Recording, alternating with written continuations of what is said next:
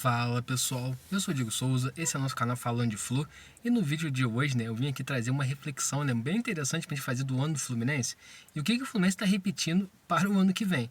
Então todo mundo, eu quero que acompanhe esse vídeo até o final e deixar a sua opinião, se você concorda comigo ou não. Mas antes de mais nada, eu queria pedir sua ajuda, se inscreve no canal, compartilhe esse vídeo com seus amigos tricolores, compartilhe nos grupos tricolores e ajude o Falando de Flu a chegar cada vez mais longe, alcançar mais inscritos, porque agora nossa meta é chegar aos 11.300 inscritos, então se você se inscrever, você vai nos ajudar a chegar a essa meta. Agora, sem mais delongas, bora pro vídeo de hoje. Nessa semana, ontem principalmente e hoje, mais forte, ainda bem que eu estou deixando para gravar esse vídeo agora, no final da tarde, tá rolando muitas notícias da permanência do Mano Menezes, das renovações de contrato de Diogo Barbosa e Manuel. Sim, Manuel pode renovar contrato com o Fluminense. E quando eu começo a acontecer essas notícias, eu começo a fazer uma reflexão do que aconteceu no passado.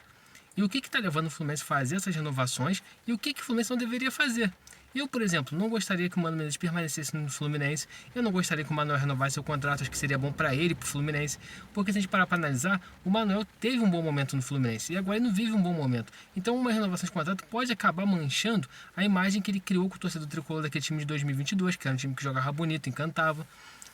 E eu vejo então o Fluminense cometendo alguns erros na pessoa do Mário Bittencourt com essas renovações, com a permanência do Mano.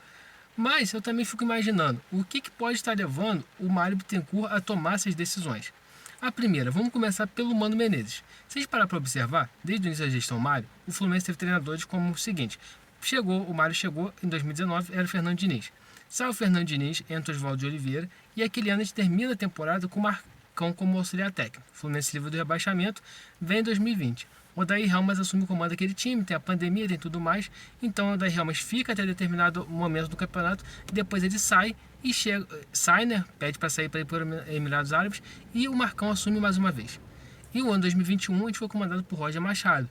O Roger Machado também ficaria até um pouquinho para mais da metade do ano, sob muitas críticas, o Mário bancando ele sai e chega o Marcão. O Marcão fica até o início da era Abel Braga, a Abel Braga pede demissão e chega o Fernando Diniz. Então, nesse tempo todo que o Mário Bittencourt ficou como presidente do Fluminense, o único ano que a gente começou a temporada anterior com o mesmo treinador foi ano passado, quando o Fernando Diniz ficou de 2022 para 2023 e ficou de 2023 para 2024. E eu também não sou nenhum hipócrita, eu sei que a sequência do trabalho é bom, porque o cara que está ali, ele já conhece os seus jogadores, ele conhece as carências do time, ele consegue detectar algumas coisas que talvez um novo profissional chegando não conseguiria detectar com tanta facilidade. É um exemplo, cada um de nós, cada trabalho é sua empresa. Imagina de 3 em 3 meses trocando seu chefe. Um cara vai gostar mais de uma coisa de uma forma, o outro vai gostar mais de outra coisa de outra forma. Até para os jogadores se adaptarem é mais fácil você ter uma sequência do trabalho. E eu estou me apoiando muito a isso para o Mário dar sequência do trabalho do Mano Menezes. Ele está se apoiando na continuidade do trabalho, achando que o Mano Menezes pode conseguir extrair mais desse time, montando desde o início o time para a temporada, coisa que ele não conseguiu fazer. Ele pegou o time que tinha ideia de jogo do Diniz e teve que adaptar para sua ideia de jogo. Por isso também que o Fluminense sofreu muito nesse ano. Então, eu vejo muito a renovação do Mano passando por isso. E também pelas faltas de opções no mercado. O Mário já deixa bem claro que não quer contratar nenhum treinador estrangeiro. Brasileiro, eu falava muito do Cuca, alguns torcedores tricolores falam do Renato Gaúcho. O Renato Gaúcho, eu acho que nunca o Mário iria contratar ele. O Cuca, a gente não sabe também se aceitaria. Por isso que eu acredito muito na permanência do Mano Menezes por causa disso. Mas não que eu concorde com essa renovação do Mano Menezes. Mas ao que tudo indica, vai renovar. Para mim, um erro que pode dar certo lá na frente. Mas eu quero pontuar aqui, e se eu tiver errado lá na frente, que eu espero esteja errado lá na frente, eu falo, cara, que eu errei, o Mário manteve o Mano Menezes e os resultados foram positivos. Porque o ano do Mano Menezes foi bom, ele somou 40 pontos no Campeonato Brasileiro, foi nesse nível de rebaixamento pela campanha que o Mano fez. Agora, das renovações. O Manuel, se ficar, é porque o Mano Menezes gosta muito do Manuel. Saiu em vários canais ontem que o Mano Menezes gosta do Manuel e caso ele fique, a tendência é que o Manuel renove o contrato com o Fluminense. Eu vejo o Manuel com 34 anos, jogador com a idade avançada, não é tão velho, mas tem uma idade avançada, 34 anos, já está caminhando mais para a fase final de carreira. Então, eu não vejo sentido o Fluminense renovar com o Manuel. A gente já tem no elenco o Thiago Silva, tem o Ignacio, caso o Manuel renove Manuel, Antônio Carlos. Eu acho que estava na hora de fazer uma renovaçãozinha ali. Até muitas pessoas ficaram matando em cima do Igor Rabelo. Eu fui pesquisar sobre o Igor Rabelo. Realmente, o Igor Rabelo vem com problemas físicos. Mas se ele não tivesse problemas físicos, eu acho que ele poderia agregar nesse momento até mais com o Manuel. Mas também, que tudo indica, o Fluminense pretende renovar com o Manuel. A mesma coisa vai acontecer com o Diogo Barbosa. É um jogador que o Mano Menezes gosta muito. E há uma tendência muito grande de renovar o contrato do Diogo Barbosa. O Diogo Barbosa que tinha propostas para deixar o Fluminense para jogar no Fortaleza, jogar Libertadores, tinha um contrato mais longo, mas ele quer ficar no Rio. A esposa dele teve filhos gêmeos recentemente e ele quer continuar no Rio, não quer fazer uma mudança para o Ceará, dada, né, a tudo o que pode envolver a mudança, a questão de adaptação. Então, há tendência também de renovar o contrato com o Fluminense. O que me preocupa? Todo mundo esperava o Fluminense fazendo uma limpa no seu elenco, fazendo uma grande reformulação. E até o momento, dos 6 jogadores que tiveram seus contratos renovados, 2 deles, até o terceiro, Marquinhos, talvez pode ficar no Fluminense. Eu nem trouxe essa informação. Mas o Fluminense tentando renovar o contrato com esses jogadores. E para mim é um erro. A renovação passava por você liberar os caras que estavam em fim de contrato. Nenhum desses aí me dá a entender que vai jogar muita bola esse ano que vem. Não dá uma perspectiva disso. E a gente parte para o segundo ponto do planejamento do Fluminense, onde a torcida vem reclamando muito. E eu concordo com a torcida do Fluminense em alguns pontos. Essa temporada, a gente teve a ausência de ter os jogadores protagonistas. Tem um centroavante protagonista, tem jogadores que chamavam, que pudessem dividir esse protagonismo justamente com o Ganso, com o Arias. Jogadores que chegassem para ser, que fossem a solução. A gente olhava para o banco, tinha jogadores iguais que estavam no campo. E não tinha uma mudança muito drástica.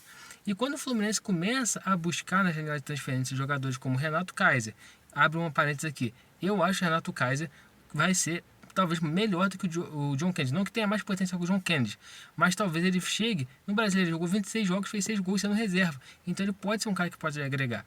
Mas não é um cara que chega para ser solução, é um cara para compor elenco. E Igor Rabelo também é a mesma coisa, ele não chega um cara para ser solução, chega um cara para compor elenco. E ano passado a gente viu, esse ano que acabou a temporada, que a gente viu muitos jogadores para compor elenco. Lima é um jogador para compor elenco, Martinelli é um jogador para compor elenco. Então você não vê o cara que chega para ser a solução. E eu acho que é isso que são as críticas da torcida do Fluminense. Não tem um cara que você olha e fala, cara, esse cara aqui vai vir e vai solucionar os problemas. Não tá vindo assim. Tá vindo mais jogadores que a gente denomina operários da bola. O cara que chega para agregar, não o cara que chega para resolver. E o Fluminense precisa de jogadores que cheguem para resolver. A gente vai jogar um Super Mundial, a gente sabe que a gente vai precisar de mais jogadores talentosos, mais jogadores que realmente sejam referência. E não é isso que é a movimentação que a gente está vendo no mercado. O primeiro nome que a gente viu sendo talvez um pouquinho foi o Richarlison, que já foi desmentido. O Richarlison não vai vir para o Fluminense. O jogador não quer, a esposa dele está grávida, também ele quer ficar na Inglaterra. O torcedor do Tottenham gosta do jogador. O Fluminense não tem dinheiro nem para pagar a rescisão de contrato do jogador, nem para pagar os salários do jogador. Então tudo indica que ele não vem para o Fluminense. Então é isso. Eu acho que é esse problema que está pegando para o time do Fluminense. Está indo no mercado para buscar refúgio de outros times. E não jogadores que cheguem para vestir a camisa e ser titular. Então eu vejo muito isso, né? A revolta da torcida por causa disso. Eu, como torcedor, eu tento sempre analisar o lado técnico do jogador, o que pode agregar, mas eu concordo plenamente. A gente não está contratando nenhuma solução, está contratando mais jogadores para compor elenco. E a gente tem vários desses no nosso elenco. Então, é mais ou menos isso que eu queria trazer para vocês. E mais tarde, provavelmente, vai ter um outro vídeo no canal, onde a gente vai falar, né, com mais detalhes do mercado de transferência do dia de hoje. Se possível, até fazer uma live. Eu não estou fazendo live porque eu estou com uma pequena instabilidade da internet. Os técnicos estão solucionando ainda para eu poder voltar a fazer live com a frequência que eu vinha fazendo.